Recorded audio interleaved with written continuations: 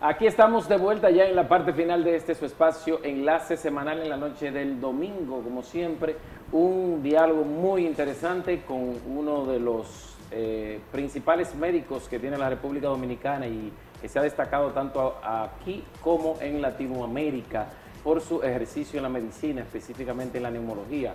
Fue el presidente de la Sociedad de Neumología y Cirugía del Tórax, al igual que también ex ministro de Salud Pública, justamente en el momento de la pandemia, plantado por el Colegio Médico como maestro de la medicina dominicana. Y tenemos con nosotros también al autor, junto a otros que le acompañaron, del libro o un compendio científico que lo titularon Trillando Camino sobre la pandemia del COVID-19, visión y perspectiva. Se trata del doctor Plutarco Arias. Buenas noches. Aquí estamos para dialogar un poco. Nicolás, José, Félix, gracias por esta invitación. Y nada, me siento como si estuviera en casa en este momento, así que vamos arriba, vamos a la obra. Plutarco, ¿cómo ha ido transitando el libro? Que ya sabemos que lo ha puesto en circulación, no solo en República Dominicana, sino en Estados Unidos, en Europa. ¿Cómo va? En varias universidades del país, está la nordestana, está la del este, está la UTESA Mao, está la Pucamaima, que fue la primera, mi alma mater. Y así van 14 presentaciones, ahora vamos al número 15 con el círculo de escritores y lectores de la Sociedad de Santiago Rodríguez. Hay un grupo muy interesante, me ha llamado mucho la atención, igual que con las autoridades, están varias embajadas, consulados dominicanos, he recibido mucho apoyo en ese sentido. Y quiero decir que realmente ha sido todo un éxito la adquisición de este manual, diría yo, donde se concentra todo lo que ha sido COVID, el pasado, el presente, el futuro, y el que no se lo lea se puede perder bastante, pienso yo, en este sentido, y creo que debemos hacer un esfuerzo cada quien para leerse el libro. Mi objetivo final es que la gente se lea el libro, que se coja y se coja, si quiere 5 capítulos que le interesen, son 36 capítulos, 732 páginas, y entonces ese libro yo creo que vale la pena, dice José Joaquín Puello, lo cito textualmente, que no es un libro de texto solamente, que no es un libro para que lo lean solamente los que saben de medicina, sino para que lo lea todo el mundo, dice que es una enciclopedia. Y así lo han valorado también los expresidentes de la Sociedad Española de Patología Respiratoria, que lo tienen en sus manos, lo han valorado los expresidentes y presidentes de la Sociedad Latinoamericana de cada país de tórax en términos de lo que es ALAT. O sea que, y nosotros aquí también, o sea, es un libro que realmente el que lo lee, el que sabe de lectura, le busca las 5 patas al gato ahí, porque ahí encuentra el tratamiento actual del COVID, el tratamiento que dimos, por qué pasó, por qué se murió alguna gente, por qué se murieron unos, por qué no se murieron todos, qué pasó, las vacunas, qué hay, el triunfo sobre el COVID, qué hicimos nosotros para triunfar sobre el COVID. El capítulo 35 de ese libro se llama El triunfo sobre el COVID, del doctor Alejandro Vallejo. Yo pensando ahorita, que lo estaba revisando ayer, tiene muchas cosas que decir. ¿Qué fue lo que hicimos nosotros? ¿Por qué hubo esa resiliencia, esa contundencia para nosotros enfrentar al COVID? Hubo valor, hubo valentía, hubo un equipo de hombres preparados para trabajar con el COVID. Entonces eso nos dio la oportunidad de hacer lo posible, de enfrentar esta terrible y la más temible pandemia de este siglo para la humanidad. Así es. Me gustaría saber ahora qué viene con el libro, porque ya sabemos cómo se ha ido colocando, cómo se ha ido presentando y el impacto que ha tenido. ¿Qué viene después de? Después del libro va a haber un segundo volumen más adelante, a petición de muchos médicos que se quedaron, que quieren, de algunas especialidades que quieren participar. Y después que pase un año, sí tendrá que pasar un año con este libro tiene la condición de que se está preparando para pasarlo a digital y pasarlo además al inglés y al francés. Okay. O sea que estamos preparando para hacer la mayor inversión posible para que llegue a todo el mundo. Este libro es el único que he escrito, parece, en el mundo sobre COVID-19 y está escrito por la gente que manejamos COVID, que manejamos 2 o 3 mil pacientes de COVID, muchos, y sobre todo gente que sabe lo que hizo, por qué triunfamos, y el país que más mejor manejó la pandemia en ese momento, reconocido por la Organización Mundial de la Salud. O sea que eso de por sí ya nos da un espacio. Ustedes saben que el presidente fue a Ginebra incluso cuando se les reconoció al país, y nosotros ya habíamos recibido la comunicación el 23 de marzo del 2021 diciendo, dándonos las gracias por lo bien que lo habíamos hecho. O sea que nos sentimos sumamente tranquilos, satisfechos, con la satisfacción del deber cumplido. Doctor, la verdad es que este libro usted lo escribe de vivencias, de cosas, o sea, uno asume, yo no lo puedo leer, pero uno asume, porque en ese momento del COVID usted era el ministro de Salud Pública, entonces lo que ahí vamos a ver son cosas que usted vivió, que la gente va a recordar. Sin embargo, lo del COVID, que ni ustedes los médicos ni los científicos, nadie tenía conocimiento, ni nadie, esto como que nos atrapó, hubo secuencias, hubo situaciones y que por igual especulaciones de cosas que ocurrían y la gente dice, eso fue la vacuna, eso fue el COVID. Esa parte, ¿cómo usted la logró abordar en el libro? Mira, el libro, cada autor empieza escribiendo su vivencia, en 1 o 2 páginas son de vivencia de cada autor, increíble. Todos escriben qué le pasó, cómo entraron al proceso de enfrentar al COVID, cómo se sintieron en el momento que llegó, la incertidumbre, las debilidades que tenía el sistema. Eso, todos y cada uno de los que escriben hicieron esa parte primero. Después hacen el desarrollo propio de la enfermedad, cómo se metieron en las unidades, qué hicieron ellos para lograr triunfar con muchos pacientes. Hay muchas fotos de algunos pacientes que lo permitieron, hay actividades permanentes de nosotros como ministros y las autoridades propiamente dichas. O sea, eso nos dio una oportunidad brillante. Entonces el abordaje está hecho así. Cuando tú vas, hay un capítulo que se llama Visión y Perspectiva, que es el último, que es lo que lo escribo yo. Como yo hiciera un colofón total, concretizando todo lo que se dice, qué hay que hacer, qué vamos a hacer, si las vacunas cubren o no cubren, si las vacunas hicieron daño o no hicieron daño. Ahí hay estudios científicos del Colegio Americano de Cardiología, si fue verdad que las vacunas están haciendo daño cardiovascular. Hay capítulos como el daño endovascular que escribe Sara Marte, de por qué se están produciendo los problemas, que no es la vacuna, es el COVID. Independientemente de que la vacuna tiene sus efectos secundarios, como todo en la vida. Y entonces yo recuerdo cuando lo lanzamos aquí en la Pucamaima, que quiero agradecer justamente, ahora que estoy viendo esa imagen que pasó ahí, al señor Anthony Marte, un hermano que me dio la vida, que nos dio la vida a todos los que lo conocemos, un hombre gentil, dedicado, desprendido, que nos dio la oportunidad que se transmitiera por los canales de él esa expuesta en circulación de ese libro, y que me hace sentir muy bien, igual que a otros canales de televisión que estuvieron con nosotros después en diferido, y yo creo que eso nos dio una gran oportunidad. ¿Esa fue de Estados Unidos? Esa fue la de Estados Unidos. Sí, pero también se transmitió por aquí. Se transmitió por aquí también. Entonces, yo quiero agradecer a Anthony en todo lo que vale esa parte y decirle que gracias del alma, porque para mí la gratitud no tiene con qué pagarse nunca.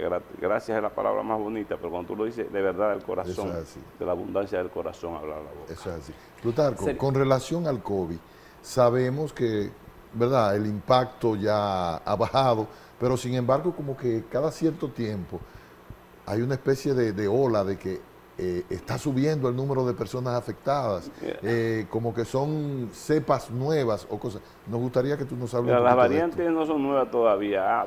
Una que otra se reintroduce quizás y viene con más dureza.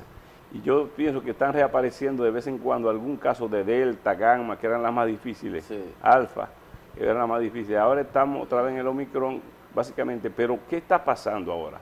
Hay un capítulo muy interesante que escribe la doctora Maribel Jorge cuando nos habla del COVID con relación al COVID persistente o long COVID. Ese COVID persistente ya lo describe perfectamente. Toda la sintomatología que se está produciendo con el COVID se está viendo ahí. A mí me llamó mucho la atención anteayer, que leí que el alcalde de Nueva York había tenido COVID, que Nueva York estaba mandando a vacunar, y Estados Unidos, yo dije, contra el COVID. No hay vacuna en este momento que pueda cubrir las variantes que hay, lo digo responsablemente, y lo escribo en el libro, está escrito en el libro. Las variantes que hay no tenemos la vacuna suficiente para enfrentarla. Lo que sí hay que producir más vacunas, que tienen que ser, yo incluso planteo en el último capítulo de Perspectiva, que se planteen las vacunas orales, que llegarán a la mucosa oral, sublingual, que van a permitir que el virus cuando suba a vías respiratorias automáticamente pueda no bajar hacia el intersticio pulmonar y hacer los daños que hizo. Una de las cosas clave que tuvimos nosotros fue que actuamos con los anticoagulantes en un momento y con el tocilizumab contra. Hay una tormenta de interleuquina que se producía en el COVID en ese momento que nosotros la manejamos con el tocilizumab y nos fue muy bien. Y las autoridades antes que yo lo empezaron a usarlo. Tengo que agradecer a ellos y reconocer su acción. Y después entonces nosotros introducimos el Remdesivir, que nos fue muy bien, que es el que se está usando cuando los pacientes se internan por COVID ahora.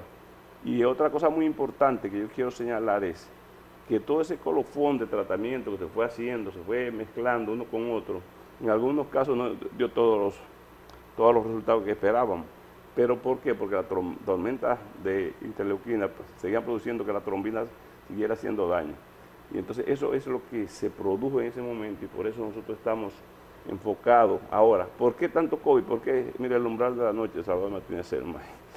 Qué curioso, ¿por qué no estamos enfocados ahora en esa parte tan interesante que tú nos señalabas? Porque realmente hay muchos casos de COVID, hay gente que está durando 1 y 2 semanas acostados porque se siente tan mal, los dolores musculares son tan fuertes, el malestar general, quizás el COVID no está llegando, produciendo el daño que se producía en aquel momento, de daño cuántico en la coagulación, a neumonía severa, pero sí hemos encontrado muchos pacientes con influenza con neumonía severa, pacientes jóvenes que no le daban neumonía severa y que están avanzando, caminando hacia allá. ¿Por qué? Porque el COVID dejó tanto daño a nivel del epitelio respiratorio, a nivel de los mecanismos de defensa del aparato respiratorio, que hoy día no se pueden contabilizar de tanto. Igual que lo dejó con la caída del pelo, no que a ti se te cayó el pelo por eso, ni a mí, pero igual que el insomnio, que lo enfoca muy bien el doctor José Luis Carrillo, un maestro de la medicina latinoamericana de Soeño. El insomnio, los daños intersticiales que causó el COVID, lo enfoca muy bien tanto Laura Gochicoa como Torres Bucole, que son 2 maestros de la medicina latinoamericana de fisiología, refrendado por la presidenta de la Sociedad Latinoamericana de Intersticiales, que es la doctora Esther Tavera, dominicana, autora del libro en uno de los capítulos, y después lo refrendo yo. ¿Qué estamos haciendo nosotros tras buscar en los dominicanos el daño que hay a nivel intersticial? Y si hay una subida cada 6 meses de 10%, 5%, si el COVID va a producir una fibrosis pulmonar definitiva o va a producir nada más que una neumonía intersticial inespecífica en ese momento, que va a ir mejorando con los días, con esteroides y con el acetilcidina y con algunas otras cosas más que nosotros ponemos. Hay una parte interesante del libro que también aborda la cardióloga Sara Marte y que muchos hemos visto y dicen que quedan algunas secuelas. Sí, mira, ella la aborda con mucha categoría, con mucha calidad. Y ella dice que los daños que se producen, incluso hay muchos daños pericarditis, incluso con la misma vacuna que se han producido, claro, pero los daños no son mayores, son daños menores en muchos casos. Sin embargo, la Sociedad Americana de Cardiología dice, el Colegio Americano de Cardiología dice que solamente de 1.934.000 pacientes que ellos estudiaron, hay un grupo que no se vacunó, que es el que peor le ha ido, que tienen comorbilidades, que son los que tienen diabetes, hipertensión, etcétera, que son los que peor le ha ido, y que los que no se vacunaron le fue peor. Y ellos señalan, el otro grupo, los que se vacunaron con 3 vacunas, tienen bajo daño, de daños cardiovasculares mayores, y los que se vacunaron con 2 vacunas tienen también daño, pero menos. Entonces ella lo enfoca, eso lo enfoco yo esa parte, pero la parte que ella enfoca muy clara y dice que los daños endovasculares que se han producido a nivel cardiovascular son tan tremendos, señores. Si el intersticio vascular fue que se afectó con los trombos y las cosas, no puede esperar que eso esté en este momento. Todavía nosotros vivimos haciendo dímero D. Nosotros, aquí no se hacía vitamina D a nadie, porque somos de trópico, la vitamina D no vale la pena. Yo me hice el dímero D el día pasado. Cuando el doctor Marumo Fernández, hace 12 años, 15, que presentó en el doctor embajador una conferencia de vitamina D, yo dije, pero bueno, acá, Marumo se metió a científico ahora, mi querido hermano. Y me quedé así. Ahora resulta que la vitamina D la hemos puesto en boga, los neumólogos la mandamos a hacer, hay que ver cómo anda la vitamina D, estamos recetando vitamina D. ¿Por qué? Porque la vitamina D se adhería a las células dendríticas. Las células dendríticas eran receptor del virus. El virus la tomaba con las espículas que tenía, se clavaba ahí y ya hacía su daño. Y empecé a producir interleuquina, daño. Con la vitamina D no puede, cuando hay un buen nivel de vitamina D, no pueden clavarse ahí. Y entonces se queda circulando, pero cuando se queda circulando el virus es fagocitado por los macrófagos y las células de defensa del aparato respiratorio, y entonces no llega al daño que puede producirse. Entonces por eso, cuando la gente ve, ahora estamos usando muchísimos probióticos, todas esas cosas para mejorar la defensa del aparato respiratorio, porque los daños han sido tremendos. Y se recomienda, yo estaba en CEPAR en Valencia hace 3 meses, y decían un experto en probióticos que cada 3 meses debemos variar los probióticos, una marca ahora, otra después, con diferentes vertientes, porque los daños en el aparato respiratorio fueron enormes. Quería preguntarte, por ejemplo, una persona que sufrió COVID, como la mayoría que sufrieron no una vez, varias veces, le dio, es recomendable, ya no lo tiene, ya estoy sano, ya, pero es recomendable que cada cierto tiempo se haga quizás algún tipo de chequeo especial de los pulmones, el mismo aparato cardiovascular. El que le dio COVID malo, muy malo, y que tiene daño intersticial, nosotros le estamos haciendo pruebas de espirometría y luego difusión. Si da restrictivo, le hacemos la difusión. Si la difusión nos dice que el paciente tiene 70, 75, que le falta 80% es lo normal. Si lo llevamos a 80, cuando lo tenemos 75, le decimos, vamos a hacer una prueba en 6 meses, otra vez un año. Si eso se logra y llegamos a 80, o sea, y subimos bien, vemos que el paciente va bien. Si ese paciente sigue descendiendo, posiblemente ese intersticio pulmonar, ese daño del tejido pulmonar, que es una esponja, que se va a endurecer, se va a seguir endureciendo, se va a producir el daño propio, que se llama daño intersticial pulmonar, que nos va a hacer, y sobre todo fibrosis. Si hacen fibrosis, si siguen descenso esa difusión, la difusión consiste en el paso de oxígeno desde la sangre, desde el pulmón hacia la sangre. Y la sangre, como pasa rápida por ahí, va captando, a través de la hemoglobina, los glóbulos rojos, va captando el oxígeno. Si la captación de oxígeno es mala, usted verá que le ponen en el dedito el oxímetro y va a andar 90, 92, 88. Entonces, si eso sigue bajando, vamos a tener problemas a la larga. Si eso se complementa también con una situación que se llama la difusión, ya la medición de esos gases que nosotros le ponemos al paciente, y eso baja por debajo de 75, 70, 60, vamos a tener problemas a la larga, porque vamos a tener fibrosis pulmonar casi seguro. Y el paciente, sobre todo si ha sido fumador, hipertenso, diabético, si el paciente logra subir al 80, va subiendo los 70, 75, yo digo, en 6 meses me puede estar bien este paciente. Me subió. Entonces, lo que estamos haciendo, recomendado por la Asociación Latinoamericana de Doctores, la ERS y la CEPAR, ERS me habla de la Sociedad Europea de Respiratoria, igual que la de ACCP de Estados Unidos, que hagamos cada 6 meses al año la prueba. Si vamos subiendo, cuando llegamos a 80, 85, ya lo dejamos, el paciente está bien. Yo tuve un paciente muy amigo mío, que yo fui a ver a Coromina, yo era ministro, cuando estaba tan mal, estaba en depresión, ya había hecho una carta de despedida y todo, a todo el mundo. Yo fui a verlo, Benjamín me dijo, voy a verlo y darle un poquito de ánimo. Pues vamos a buscar un psiquiatra, buscamos un psiquiatra, se animó un poquito, levantó el ánimo, se puso positivo. Cuando le digo a los 6 meses, yo creo que usted venga donde mí a hacerse una prueba de difusión. Cuando le hago la espirometría me dio más de 100%, no tuve que hacer la difusión. Es posible... Y después ha destruido esos pulmones. Hay situaciones específicas con esto de la juca, los mismos cigarrillos electrónicos que también son otra vertiente, claro. Y que van por la misma línea, y que yo veo los jóvenes, y ya no, muchos que no son tan jóvenes, exactamente, que lo están utilizando permanentemente, e incluso he visto personas que le dio COVID grave y lo están haciendo, pero ¿qué consecuencias reales puedes personas? Bueno, la gente lo usa por la moda, muchos lo usan por moda, hay 48% de los jóvenes que lo usan por moda. 61% de los jóvenes que murieron o fueron a cuidados intensivos en Estados Unidos eran obesos, fumaban juca, fumaban vape, 61%, te estoy diciendo, ese número te lo estoy diciendo y está escrito en el libro. Igual que hay otro capítulo de New York Times, donde yo refrendo eso y lo pongo como cita, donde ellos hablan cómo cómo respirar esta gente. Hay gente que estuvo con membrana extracorpórea de osmosis, de membrana de extracorpórea, que le ponen la cirugía cardiovascular y todo, y la que dejan 2 meses y 3 con esa membrana para poder respirar, y están vivos todavía algunos. Sin embargo, 3 meses en intensivo con eso, ya tú sabes. Eso es terrible. Y no solamente eso, esa gente está viva. Pero tú mira, esa gente también ahora mentalmente no pueden estar bien, no pueden dormir, o sea, se deben soñar todos los días, o sea, deben tener pesadillas. Todo eso que está pasando, dicen ellos los doctores que escriben el capítulo, y ponen 4 o 5 figuras, de cómo respirarán esta gente con los pulmones en tan mala calidad. Entonces yo he tenido pacientes que realmente, tengo una paciente que me dio más carpeta que toda, pues, viniendo un día pasado, pero ya gracias a Dios se estabilizó. En vez de ponerle un CIPAP, le pusimos un BIPAP de mayor volumen. Logró acostumbrarse en su casa. Ella vive en Jarabacoa, y en la parte alta, y ha mejorado muchísimo. Entonces, cuando subía a la parte alta de Jarabacoa, empezaba su oxígeno a bajar, y ella sentía dificultad respiratoria. Cuando bajaba a la ciudad, aquí a Santiago, venía en camino, ya se mejoraba. La tuvimos varias veces en la altura, el mal de las alturas, que es muy interesante también. La tuvimos varias veces en cuidados intensivos, en internamiento, y ya la paciente está estable. Pero esa paciente me llegó a mí, vino de Jarabacoa, tratada por una colega, vino con 60 de saturación en ese momento. Cuando yo la llevé a 85, 88, yo estaba feliz. Empezó a darme otra vez carpetas. La saturación normal debe estar por encima de los 90. Encima de 90, 92 es lo correcto. A 92 para abajo, si tú estás malito, mejor que te pongan oxígeno, pero te vas a respirar mejor. La verdad que cuando tú tienes 95, 96, 97, esté perfecto.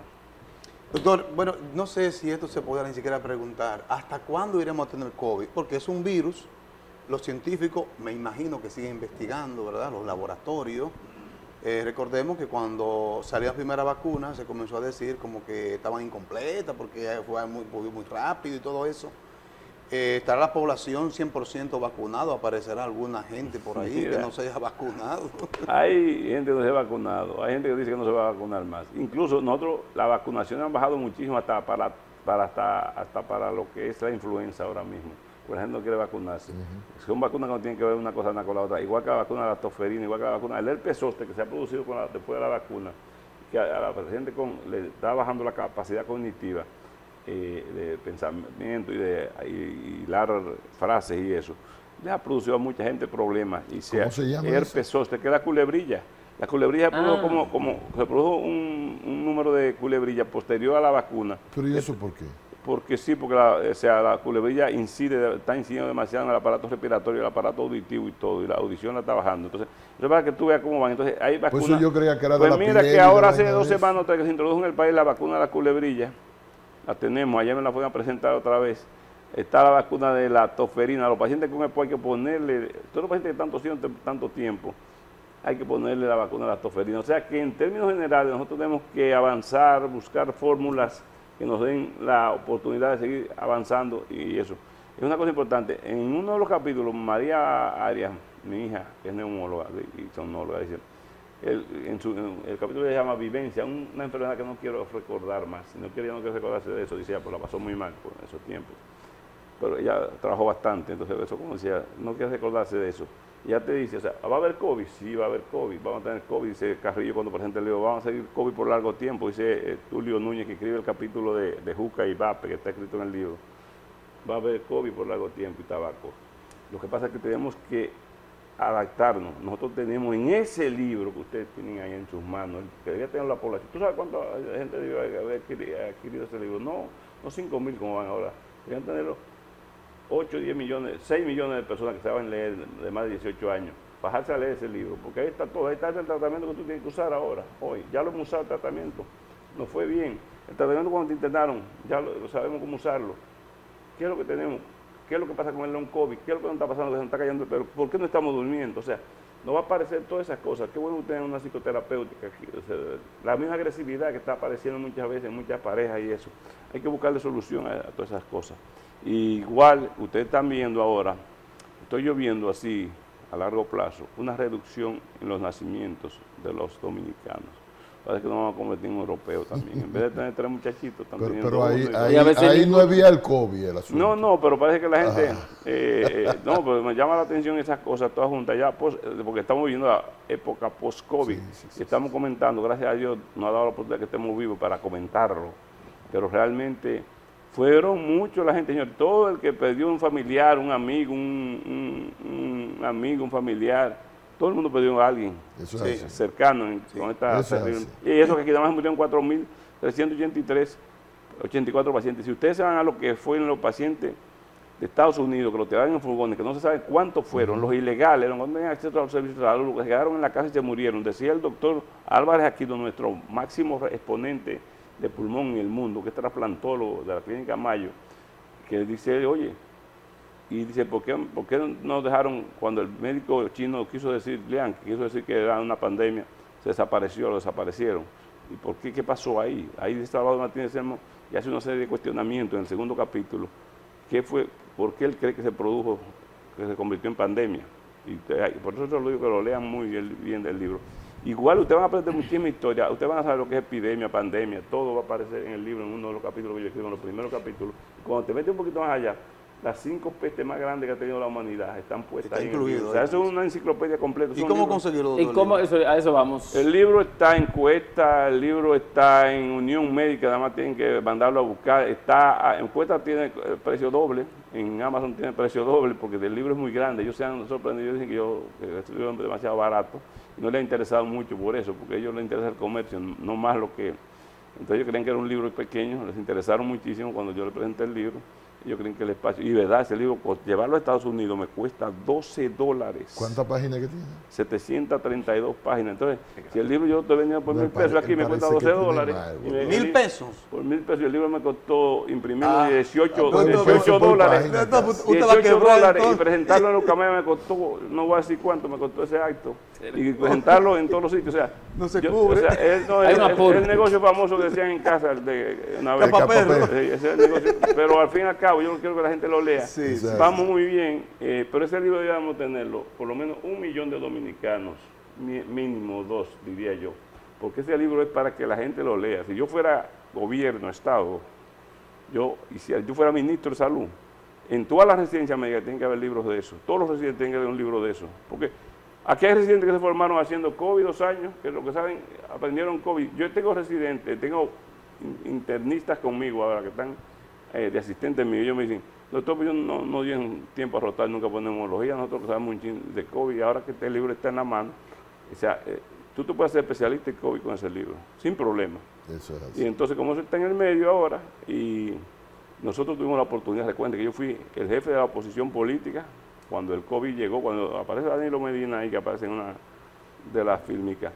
Igual una cosa que nosotros hacemos es que hay una cosa que quiero señalar, nosotros hacemos, para que la gente no se le olvide que el COVID existió, hacemos un documental precioso donde la gente se le sale en la lágrima viendo lo que pasó ahí. ¿Lo pasamos por aquí? ¿Cómo estábamos? Sí. O sea, eso es muy importante. Entonces, eso, mira, y ahí cuando aparece Danilo Medina conversando, nosotros forzamos a que el presidente en un documento hiciera, cuando yo era jefe de la oposición política, firmado por mí y por Jesús Félix Iglesias y 2 o 3 más, hicimos ese documento firmado pidiéndole al presidente que cerrara la frontera. Después de eso, pasó el mundo, ahí está el documental, miren, ahí pasó el mundo. Después de eso, venimos nosotros un poquito más reforzados y insistimos, nos quedamos haciendo un trabajo. Yo me preparé con todo mi director provincial, le dijeron lo que iba a pasar con el COVID, cómo íbamos a prepararnos, qué íbamos a hacer, incluso con los alcaldes, que eran nuestros.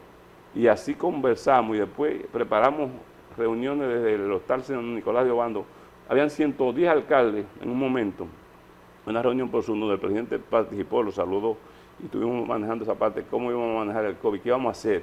Y ahí están los resultados. Nosotros vimos lo que creamos, y yo digo, me dice alguien que no diga tanto lo que hicimos, pero tengo que repetirlo, porque eso fue lo que hicimos. Nosotros creamos 684 inspectores COVID que se desplazaban sitio por sitio. Algunos cometieron sus errorcitos porque dejaban que le hicieran la fiesta y la boda, otros no, pero igual que la misma policía y los mismos funcionarios nuestros muchas veces se equivocaban con eso, pero en términos generales hicimos lo que había que hacer, nombramos 1000 médicos COVID y al final de eso no despilfarramos el presupuesto, devolvimos parte del presupuesto que nos entregaron, que eran 15.000 millones extras, devolvimos 7.000, 8.000 millones, no debía decirlo, pero yo creo que hay que decir todo lo que uno hace, porque yo no voy a despilfarrar. No compramos un vehículo, no compramos un motor, no compramos una bicicleta, no compramos nada, no compramos una jeringuilla. Doctor, yo estoy viendo, yo estoy viendo imágenes, señores, de cosas que ocurrieron que uno no quiere jamás en la vida que eso pueda volver a pasar. La vicepresidenta ya no tenemos tiempo para más. Finalmente un mensaje. El mensaje que yo quiero decir aquí es que tanto el esfuerzo de las autoridades dominicanas, nacionales, el esfuerzo de todos los directores provinciales que me acompañaron en esta faena, el esfuerzo de los funcionarios, de la viceministra de Salud Colectiva, del viceministro de Planificación para la parte deportiva, que hicimos maravillas según la Liga de Béisbol, la de Fútbol y la MLB, el reconocimiento a todo ese grupo de hombres y mujeres que hicieron su trabajo, el reconocimiento a mi gabinete de salud que encabezó la vicepresidenta de la República y al gran esfuerzo del presidente Luis Abinader, que no se quede. El presidente Abinader hizo todo lo que había que hacer para que este país saliera como el ave fénix y nos dio todo el apoyo, tengo que reconocerlo. Creo que no se equivocó cuando me designó a mí, como dice el documental, no se equivocó. Me dio la oportunidad de que lo hiciéramos bien. Teníamos un ejército de hombres y mujeres preparados en cada provincia del país para hacerlo. Hicimos enlaces en las carreteras por provincia para la región para que las pruebas COVID llegaran a Santo Domingo, de Filló. reestructuramos el laboratorio del doctor de Filló. Entonces, ese trabajo tuvo una persona en el medio, que fue el presidente Abinader, que siempre me dijo, tira para adelante, que sin salud no hay economía. Tira para adelante, que sin salud no hay economía. Tenemos que salvar al país primero y relanzamos la economía después. Así lo hicimos, y relanzamos el turismo, y relanzamos la zona franca, y me estuve metido en todos esos sitios, y relanzamos los deportes. Esa Mary Lady que ustedes ven ahí, también la fui a ver varias veces en la unidad de burbuja del Comité Olímpico Dominicano, y gracias a Dios que el éxito nos acompañó. Yo vuelvo y digo una vez más, antes de terminar el mensaje que le voy a decir al pueblo, conoceréis la verdad, y la verdad os hará libre, y le voy a repetir lo siguiente. Miren, el hecho que yo esté sentado aquí es una bendición de Dios, me siento así bendecido por Dios, le doy las gracias a Dios, a las oraciones de mi madre que no expresé, a todas, y de mis hermanas y mis hermanos y mi familia. Y quiero decir una cosa, el tiempo de Dios es perfecto. Yo estoy aquí sentado porque Dios me designó para que esté aquí sentado, para que escribiera ese libro y que se lo dejara a la humanidad que lo necesitaba, al país, al mundo, y lo escribí con una intención. Todos ustedes me conocen y me quieren, pero Diego, mi nieto, ni Rodrigo todavía no me conocen. Todos mis sobrinitos pequeños me conocen, pero Diego y Rodrigo no, todavía están muy chiquitos, y lo escribí en honor a ellos, y para ellos está ese libro, y para mis hermanos, mis hijos, mi familia, para la posteridad del mundo, que sepa que el COVID existió, y ahí está el documental, que lo vean también. Muchas gracias a ustedes, gracias al alma. Amén. Y me siento, no sé cómo decir, más que henchido de emoción, sentado frente a ustedes tres aquí. Dios lo bendiga a ustedes. Bueno, gracias. Dios lo bendiga a usted también. Claro mucho que agradecerle, sí, mucho agradecerle. y no hay dudas, y Sí. yo lo puedo decir como Sí. su familia, que Sí. nosotros nos sentimos muy orgullosos de tu Sí, legado. todo. Nos Y sentimos muy Nicolás orgullosos. lo dice como tu familia, como tu sobrino, y Sí. nosotros lo decimos como tus amigos. Como amigos, hermanos que Nos sentimos somos. orgullosos Claro de que ti. sí. Claro. claro que Un sí. gran legado. Así es. Así que gracias al doctor Plutarco Arias, exministro de Salud Pública, maestro de la medicina dominicana, autor, principal autor de la obra científica Trillando Caminos sobre la pandemia del COVID-19, visión y perspectiva. A ustedes también las gracias por acompañarnos este domingo. La próxima semana nos reencontramos una vez más por aquí, por Teleunión. Recuerden, Nadie pensó que ese libro iba a llegar tan lejos. así es. Recuerden que Teleunión próximamente estará en el canal 12. Así Así es. es. Seguimos Feliz avanzando. noche. Seguimos avanzando. Buenas noches.